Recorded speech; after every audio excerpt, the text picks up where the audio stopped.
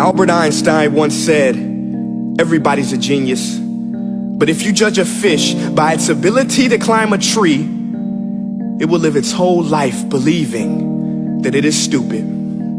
Ladies and gentlemen of the jury, today on trial we have modern day schooling. Glad you could come. Not only does he make fish climb trees, but also makes them climb down and do a 10-mile run. Tell me, school, are you proud of the things you've done? Turning millions of people into robots, do you find that fun? Do you realize how many kids relate to that fish? Swimming upstream in class, never finding their gifts, thinking they are stupid, believing they are useless? Well, the time has come, no more excuses. I call school to the stand and accuse him of killing creativity, individuality, and being intellectually abusive. He's an ancient institution that has outlived his usage. So, Your Honor, this concludes my opening statement, and if I may present the evidence of my case, I will prove it. Proceed. Exhibit A. Here's a modern day phone. Recognize it? Here's a phone from 150 years ago. Big difference, right? Stay with me. Here's a car from today, and here's a car from 150 years ago. Big difference, right? Well, get this. Here's a classroom of today, and here's a class we used 150 years ago. Now ain't that a shame? In literally more than a century, nothing has changed. Yet you claim to prepare students for the future?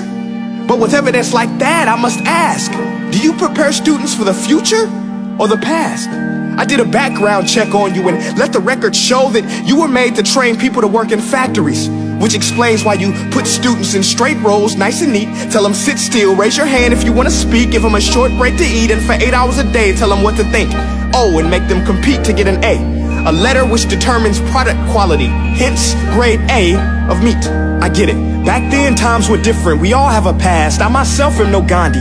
But today, we don't need to make robot zombies. The world has progressed. And now we need people who think creatively, innovatively, critically, independently, with the ability to connect. See, every scientist will tell you that no two brains are the same.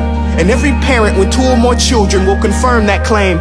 So please explain why you treat students like cookie cutter frames or snapback hats, giving them this one-size-fits-all crap. Watch your language. Sorry, Your Honor, but if a doctor prescribed the exact same medicine to all of his patients, the results will be tragic. So many people will get sick, yet when it comes to school, this is exactly what happens. This educational malpractice, where one teacher stands in front of 20 kids, each one having different strengths, different needs, different gifts, different dreams, and you teach the same thing the same way? That's horrific.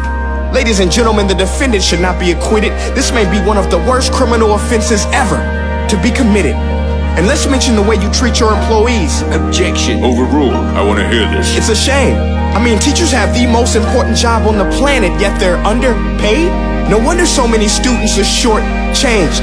Let's be honest, teachers should earn just as much as doctors, because a doctor can do heart surgery and save the life of a kid, but a great teacher can reach the heart of that kid and allow him to truly live. See, teachers are heroes that often get blamed, but they're not the problem. They work in a system without many options or rights. Curriculums are created by policymakers, most of which have never taught a day in their life. Just obsessed with standardized tests. They think bubbling in a multiple choice question will determine success. That's outlandish. In fact, these tests are too cruel to be used and should be abandoned, but don't take my word for it. Take Frederick J. Kelly, the man who invented standardized testing, who said, and I quote, "These tests are too cruel to be used and should be abandoned." Ladies and gentlemen of the jury, if we continue down this road, the results will be lethal. I don't have much faith in school, but I do have faith in people. And if we can customize healthcare, cars, and Facebook pages, then it is our duty to do the same for education, to upgrade it, change it, do away with school spirit, because that's useless. Unless we're working to bring the spirit out of each and every student, that should be our task. No more Common Core. Instead, let's reach the core of every heart in every class. Sure, math is important, but no more than art or dance. Let's give every gift an equal chance. I know this sounds like a dream, but countries like Finland are doing impressive things. They have shorter school days.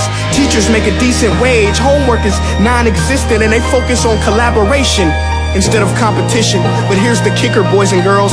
Their educational system outperforms every other country in the world.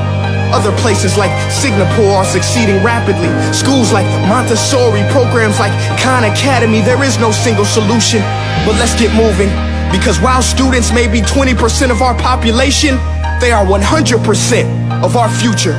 So let's attend to their dreams, and there's no telling what we can achieve. This is a world in which I believe, a world where fish are no longer forced to climb trees. I'll rest my case.